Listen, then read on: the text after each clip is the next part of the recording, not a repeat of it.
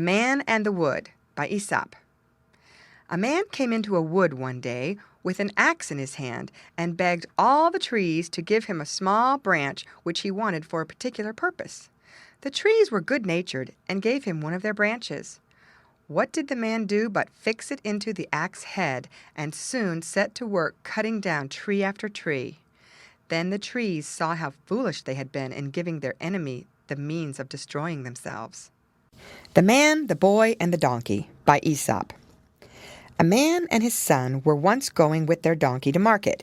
As they were walking along by its side, a countryman passed them and said, "You fools, what is a donkey for but to ride upon?" So the man put the boy on the donkey, and they went on their way. But soon they passed a group of men, one of whom said, "See that lazy youngster? He lets his father walk while he rides." So the man ordered his boy to get off, and got on himself.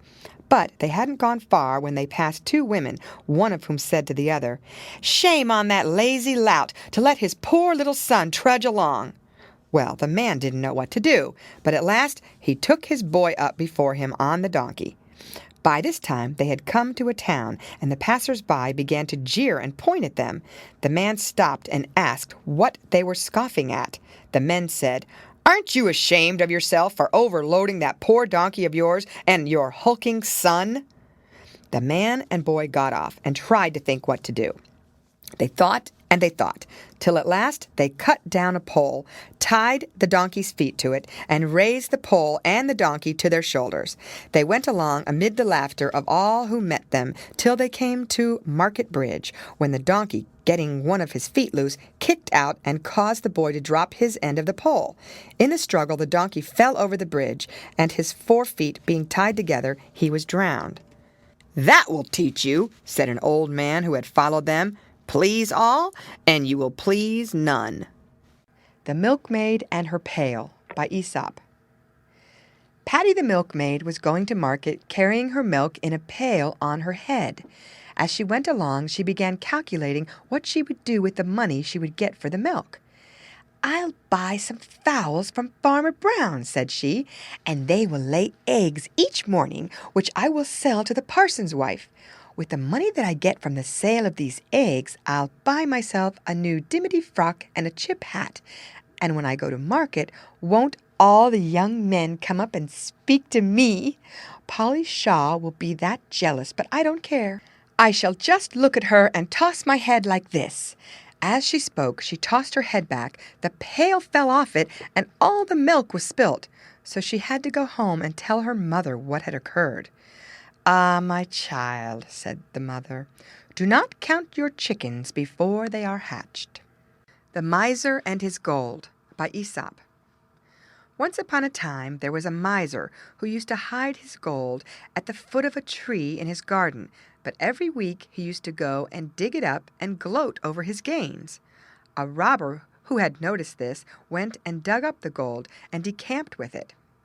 When the miser next came to gloat over his treasures, he found nothing but the empty hole. He tore his hair and raised such an outcry that all the neighbors came around him, and he told them how he used to come and visit his gold. "Did you ever take any of it out?" asked one of them. "Nay," said he, "I only came to look at it." "Then come again and look at the hole," said a neighbor. "It will do you just as much good." Wealth unused might as well not exist.